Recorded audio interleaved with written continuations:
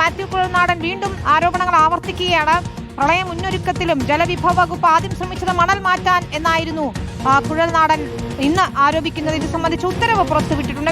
വിഷയത്തിൽ BJP മൗനം പാലിക്കുന്നത് CPM വേണ്ടിയാണെന്ന് കൂടി കുഴൽനാടൻ ആരോപിച്ചു. എന്നാൽ ആരോപണങ്ങൾ നിഷേധിച്ച മന്ത്രി K കൃഷ്ണൻകുട്ടി മാത്യു കുഴൽനാടനെതിരെ നിയമ നടപടി സ്വീകരിക്കുമെന്നാണ് വ്യക്തമാക്കിയത്. അതേസമയം തോട്ടപ്പള്ളി സ്പിൽവേ വർക്കുമായോ കരിമണൽ ഖനനം സംബന്ധിച്ച് ഒരു ബന്ധവുമില്ലെന്ന് ആരോപണ വിധേയരായ മേരി മാതാ കമ്പനി ഇന്ന് വ്യക്തമാക്കിയിട്ടുണ്ട്. ഒരു പ്രളയം കഴിഞ്ഞിട്ടും അവരുടെ ആറ്റിറ്റ്യൂഡ് എവിടെയായിരുന്നു കാണിക്കുന്ന ഡോക്യുമെന്റ് ആണ്. അതായത് എന്തിനാണ് വാട്ടർ റിസോഴ്സ് ഡിപ്പാർട്ട്മെന്റ് മണ്ണിനെ കുറിച്ച് പറഞ്ഞു? മഴ വന്ന് മണ്ണ് പോയ അവർക്ക് തന്നെ പറഞ്ഞു. Why are they worried about this? So അവരുടെ കൺസേണും അവരുടെ പ്രയോറിറ്റിയും അവരുടെ ഇന്റൻഷനും തോട്ടപ്പള്ളി സ്പിൽവേയിന്റെ മുമ്പിൽ അടിഞ്ഞുകൂടിയിട്ടുള്ള കരിമണൽ എടുക്കുക എന്നുള്ള. ഇന്ന് മന്ത്രിയായിട്ട് ഇത്ര ഉത്തരവാദിത്തപ്പെട്ട ഇതിലിരിക്കുന്ന സുരേഷ് ഗോപി പോലും ഈ യാഥാർത്ഥ്യങ്ങൾ അറിഞ്ഞിരുന്നു എന്ന് അവകാശപ്പെട്ടിരുന്ന അദ്ദേഹം പോലും മൗനം പാലിക്കുകയാണ്. സ്വാഭാവികമായിട്ടും ഇത് CPM സഹായിക്കാൻ ഈ സമയത്ത് ഈ കാര്യങ്ങൾ പറഞ്ഞാൽ കൂടുതൽ ക്ലാരിറ്റി വരുമെന്നുകൊണ്ടാണ് ഇപ്പോൾ ഇവരെല്ലാവരും ചേർന്ന് എന്നെ ആക്രമിക്കാൻ ഇറങ്ങിയിരിക്കുക.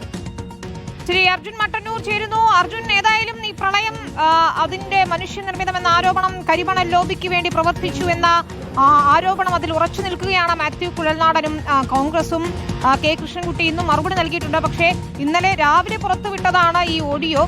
ഇന്ന് ഇതുവരെയും ഒരു നിയമ നടപടിയിലേക്കും നീങ്ങിയിട്ടില്ല എന്നാണ് മനസ്സിലാക്കുന്നത്.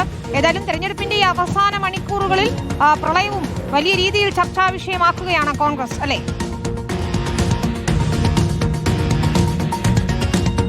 വിനീത, അങ്ങനെ തന്നെയാണ്. മാത്യു കുഴൽനാടൻ ഉന്നയിച്ച ആരോപണങ്ങൾ അത് കാര്യമായി തന്നെ ചർച്ചയാകുന്നുണ്ട്. 2018 പ്രളയം അത് മനുഷ്യനിർമ്മിതമാണ് എന്നതായിരുന്നു മാത്യു കുഴൽനാടന്റെ ആരോപണം. ഇന്ന് കൂടുതൽ ആരോപണങ്ങളുമായി മാത്യു കുഴൽനാടൻ തന്നെ രംഗത്ത് വരികയായിരുന്നു. 2019 പ്രളയ മുന്നൊരുക്കത്തിലും സമാനമായ ക്രമക്കേടുകൾ സർക്കാരിന്റെ ഭാഗത്തുനിന്നുണ്ടായി.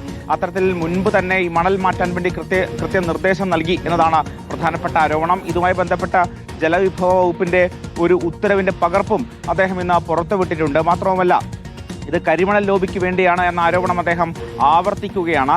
മാത്രവുമല്ല, ഇത്തരത്തിൽ BJP നേതാക്കൾ ഈ പ്രളയ സമയത്ത് കാര്യമായി തന്നെ പ്രതിസന്ധി ഘട്ടത്തിലൊക്കെ തന്നെ പുറത്തേക്ക് ഇറങ്ങിയ സുരേഷ് ഗോപി, പക്ഷേ ഈ സുരേഷ് ഗോപി അടക്കമുള്ള BJP നേതാക്കൾ ഈ വിഷയത്തിൽ പ്രതികരിക്കാത്തതും അദ്ദേഹം ചൂണ്ടിക്കാട്ടുന്നുണ്ട്. അതേസമയം ഇന്നലെ ആരോപണം ശബ്ദരേഖയിൽ ഉന്നയിച്ച മേരി മാതാ കരാർ കമ്പനി അവർ ഇന്നും ഇതിൽ നിഷേധിച്ചുകൊണ്ട് രംഗത്ത് വന്നിട്ടുണ്ട്.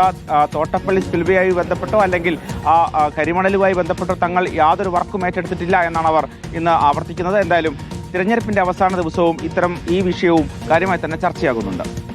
ശരി, അർജുൻ മട്ടന്നൂരാണ് വിശദാംശങ്ങൾ നൽകിയത്.